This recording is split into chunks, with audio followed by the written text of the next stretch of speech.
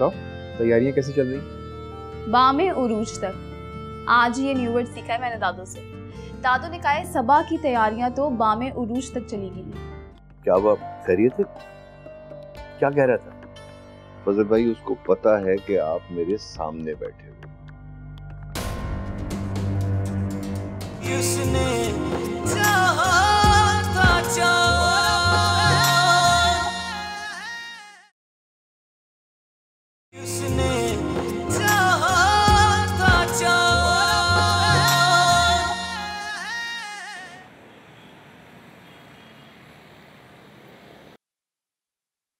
बाबूजी नहीं आए? हाँ, बात हुई थी मेरी, कह रहे थे शाम तक आऊंगा। बेचारे बाबूजी भी कभी इधर कभी उधर। हाँ मुनीबा, अल्लाह बाबूजी को हिम्मत दे, सेहत दे, हौसला है वो हमारा। देखो यही फायदा होता है बुजुर्ग। ये तो आप बिल्कुल ठीक कह रहे हैं। मम्मी वो मेरी ब्लैक वाली टी शर्ट कहाँ है? बेटा तुम सही तरह कबर्ड में देखो, कल तो मैंने तय करके वहीं रखी है।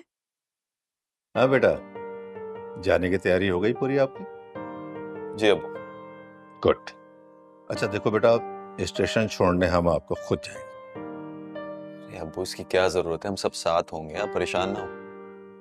ठीक है बेटा। अच्छा देखो, वहां परेशान नहीं होना। हाँ, किसी चीज की भी जरूरत हो ना, दिल खोल के खर्चा करना। चलो बेटा, अब तो तुम्हें इजाजत मिल गई।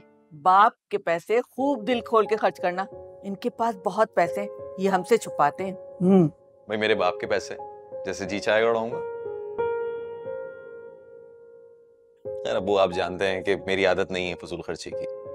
जी बेटा जी, मुझे पता है आप फजूल खर्च नहीं है, लेकिन कंजूसी भी नहीं करना। हाँ? मैं शर्ट चेंज कर दूं। बस इस साथ खैरियत का जफर चला जाए, मुझे सुकून मिल जाएगा।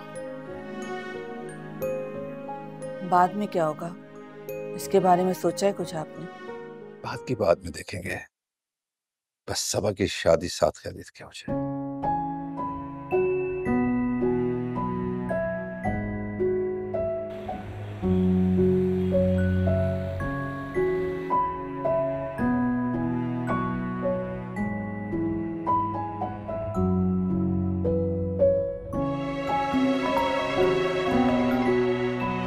हाँ जी, अब क्या हुआ? क्या हुआ, बस ऐसी कॉल की थी ये पूछने के लिए कि ऑफिस पहुंच गए। सबा मेरे पास कोई जादू की छड़ी तो है नहीं जो मैं इतनी जल्दी तैयार होके इतनी जल्दी ऑफिस भी पहुंच जाऊं। अभी अभी तो बात हुई थी हमारी। अच्छा ठीक है। मुझे बताओ क्या कहना था? जो कहना है वो कह दो। कुछ नहीं, मैंने तो बस ऐसी कॉल की थी। But I know everything. हाँ। और अब वो वक्त दूर नहीं है जब मैं और तुम हम हो जाएंगे इंशाल्लाह। अच्छा, अब मैं ऑफिस के लिए निकल रहा था तो गाड़ी में बैठ जाऊं। अब ऑफिस पहुंच के मैं खुद कॉल करूंगा तुम्हें। Okay, bye. बाय।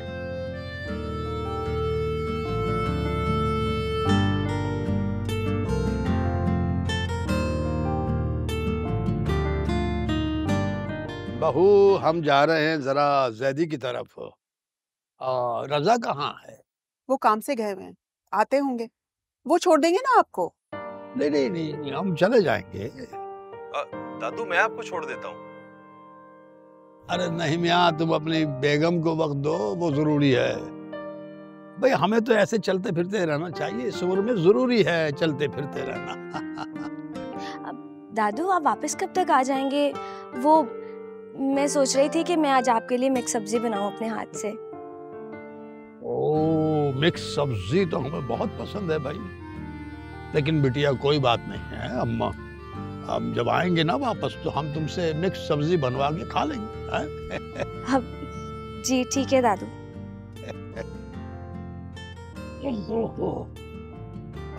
अरे भाई आयमा जी, यहाँ हो बेटा।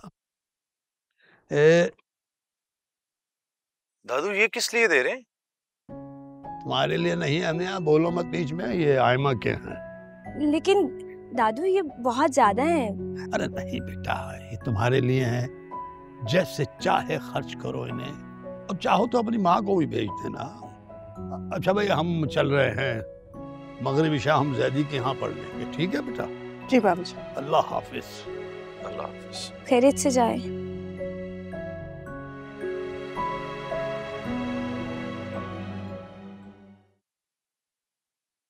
मुझे ऐसी उम्मीद नहीं थी रजा भाई और फिरदौस भाभी से। कैसी हो भी? यही कि उन्होंने हमसे कोई मशवरा नहीं लिया और न ही हमें लड़के की तस्वीर दिखाई। अरे भाई, अब उन्होंने जो करना था कर लिया, छोड़ दो।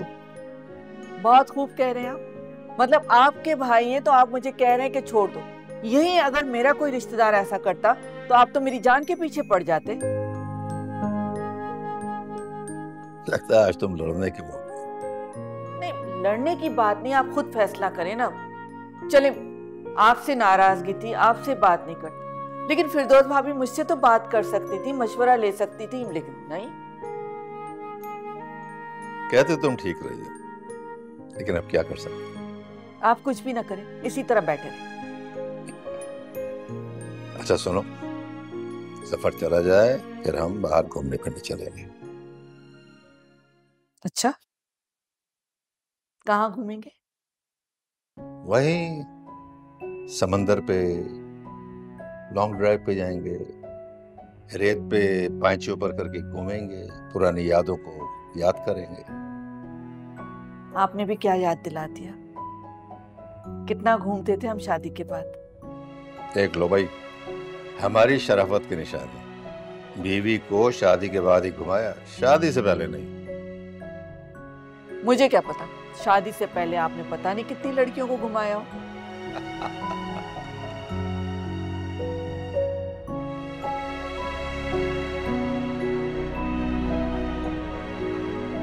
बोलो बाबा बच्चा, इतना तो मैं भी परेशान नहीं जितना तुम हो। नहीं बस साईं, यही बताना था आपको कि जब से फजल चाचा आया है सब अंदर ही है, कोई भी बाहर नहीं निकला है। निकलेंगे, सब बिल से बाहर निकलेंगे, तुम फिक्र मत करो।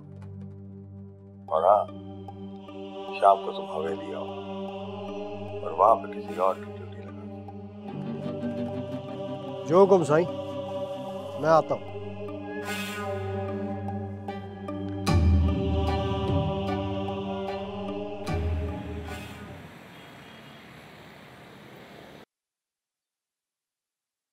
अहमद भाई, मैं ये समझना चाह रहा था कि मिशर का कभी भी किसी भी हवाले से कोई राब्ता रहा है साईं के साथ?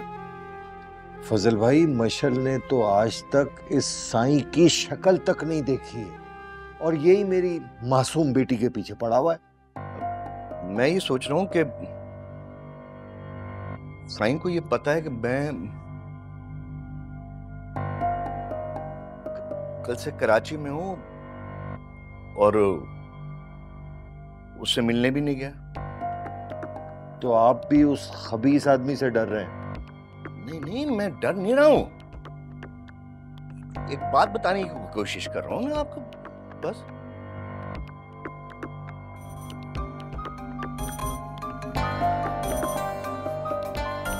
फिर आ गया फोन। देखें। हेलो, मतलब की बात करें दावर साहब, नहीं चाहिए आपकी खैर ख्वाही, बस आप हमारी जान छोड़ दें। शुरू हो गई तुम्हारी बकवास।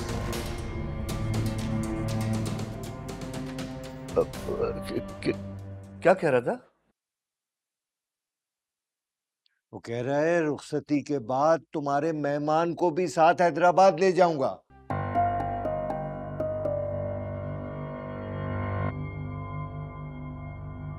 अहमद भाई, मेरा ख्याल है कि मुझे साईं की हवेली जाना चाहिए, और बल्कि ये कि आप भी मेरे साथ चले ना भाई। वहां जाके मैं उसको समझाने की कोशिश करूंगा ना थोड़ी। फजल भाई, जो आप करेंगे मैं आपके साथ हूं, बस आप किसी तरीके से इस साईं से हमारी जान छुड़वा दें। ठीक है, चलते हैं, आइए चलते हैं, आ जाए।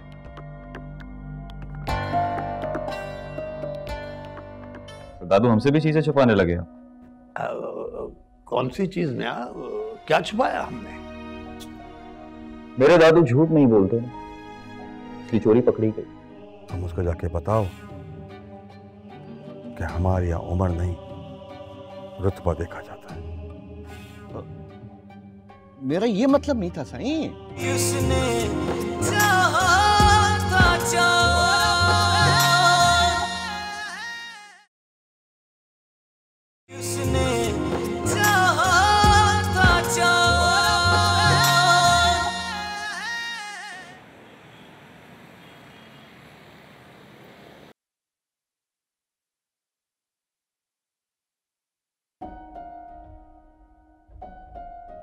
अस्सलाम वालेकुम दादू। वालेकुम अस्सलाम।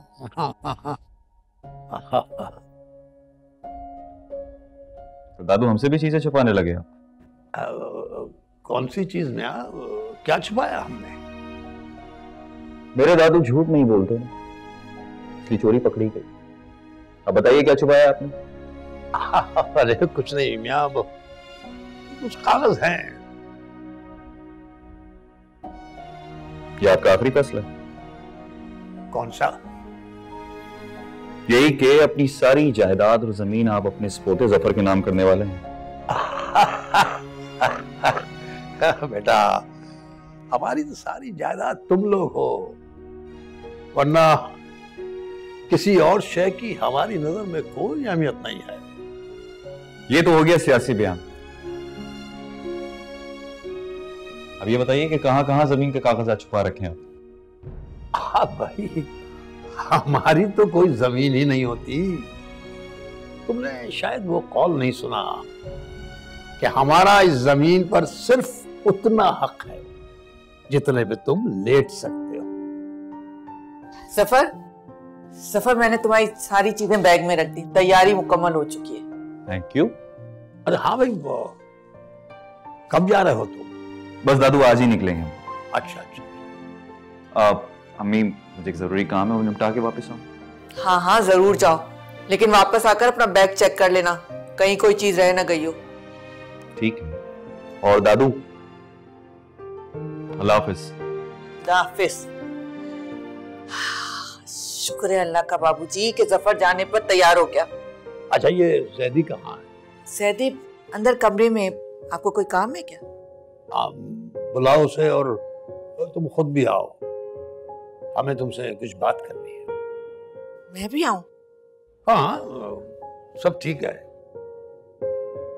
ठीक है बाबूजी, अभी बुलाती हूँ।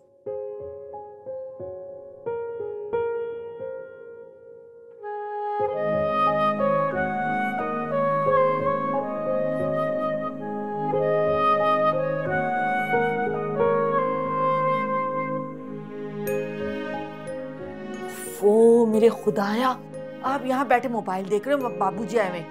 अरे कब है बाबूजी? अभी अभी आए, मैं उन्हें बिठा के आई हूँ, आपके बारे में पूछ रहे थे। ओहो, अच्छा उनके लिए कुछ बना लो। ये कोई कहने की बात? मुझे पता है कि मुझे क्या करना है। Thank you sweetheart. अब थैंक यू किस बात का? तुम बाबूजी का इतना ख्याल रखती हो। वो मेरे खुदाया, ये मेरा फर्ज है और मुझे पता है कि मुझे क्या करना है। अब चले भी। चलो चलो चलो चलो चलो चलो चलो। चल, फजल चाचा के लिए खाने पीने का बंदोबस्त करो। साईं वो पहले ही कर दिया इंतजाम। फजल चाचा कैसे आना हुआ? वो भी बगैर बताए? हमें बताते तो सही, आप गाड़ी भेज देते आपको लेने के लिए। साईं वो अहमद साहब की कॉल आई थी मुझे। अच्छा, तो उसने अब तक हाथ पांव मारना बंद नहीं किया? असल में वो बहुत परेशान थे साईं, उनकी अकलौती बेटी है। तो फजल चाचा हमारे कौन से 15-20 बहन भाई है? हम भी तो इकलौते हैं। मगर साईं फजल चाचा, मुझको वैसे बहुत अफसोस हुआ है कि आप उनके वकील बनकर आ गए हो और हमसे लड़ रहे हो, ना कि आपको हमारी तरफ से उनसे बात करनी चाहिए थी। नहीं साईं, मैं तो ऐसा सोच भी नहीं सकता। आपके खानदान के हमारे खानदान पे बड़े एहसानात हैं। तो फिर भूल कैसे गए तुम हमारे खानदान के एहसानात को? तुम्हें तो चाहिए था कि अहमद को जाकर समझाते कि वो अपनी बेटी की शादी तावरसाई से करे। सही ये बात मैंने इनको बोली थी, मगर वो कहते थे कि बच्ची की उम्र छोटी और साईं की उम्र। बस बस फजल बस,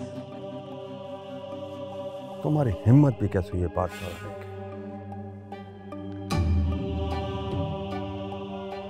तुम उसको जाके बताओ कि हमारी यहाँ उम्र नहीं रुतबा देखा जाता है। मेरा ये मतलब नहीं था साईं। इससे पहले फजल चाचा कि मेरे अंदर का गांव और अदावर जाग जाए,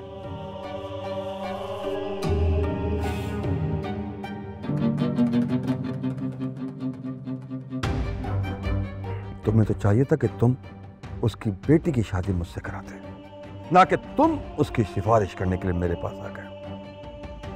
इसलिए मैंने कोशिश की थी कि आपकी शादी उससे हो, और इस वक्त भी वही काम कराने तो आया हूं आपके पास। क्या मतलब है तुम्हारा? मतलब ये कि साईं, अहमद को लेकर आया हूं मैं साथ, ताकि वो आपकी हवेली की शान शौकत देखे और आप और मैं उसको बिठा के शादी के बारे में समझाएं। किधर है अहमद साहब? वो गाड़ी में बैठे हुए। बाबा बच्चल। जी साईं, हुक्म। जाओ और अहमद साहब को बड़े इज्जत और दराम से लेकर आओ, आखिर वो हमारे होने वाले ससुर हैं। जो हुक्म साईं। जाओ।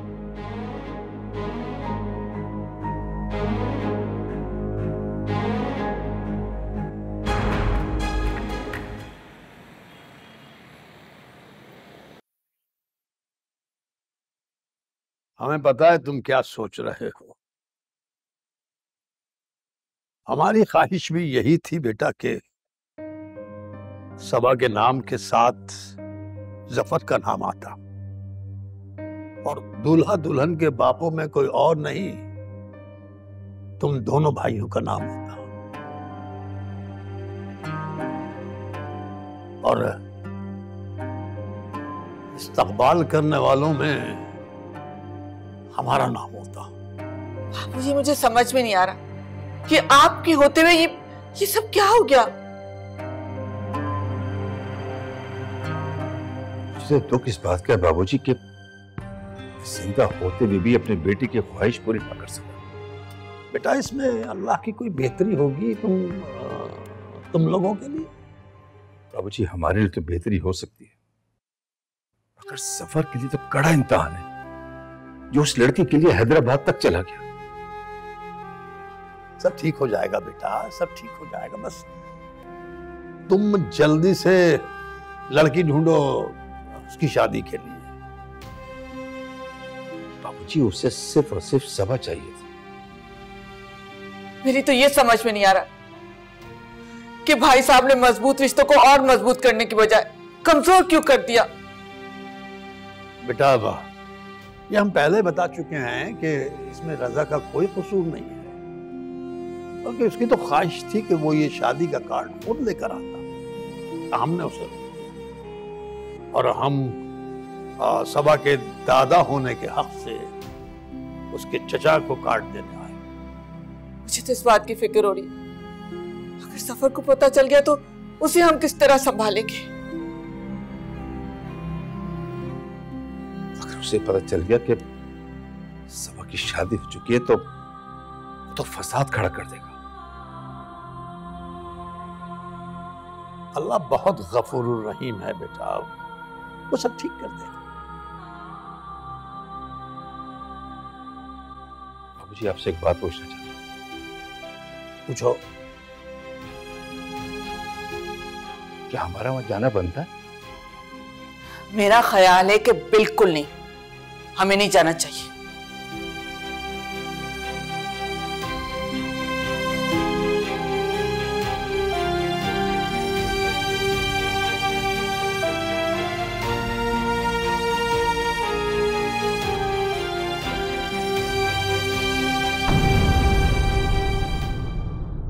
सफर के जाने से घर में कितना सन्नाटा हो गया है। हाँ मुनीबा, इस सन्नाटे के बाद जो तूफान उठने वाला है ना, मैं उससे बहुत खौफजदा हूं। ऑफिस पहुंच के कॉल करता हूँ ना तुम्हें। ठीक है, कर लेना कॉल, क्योंकि फिर वो शायद हमारी आखिरी बार बात होगी।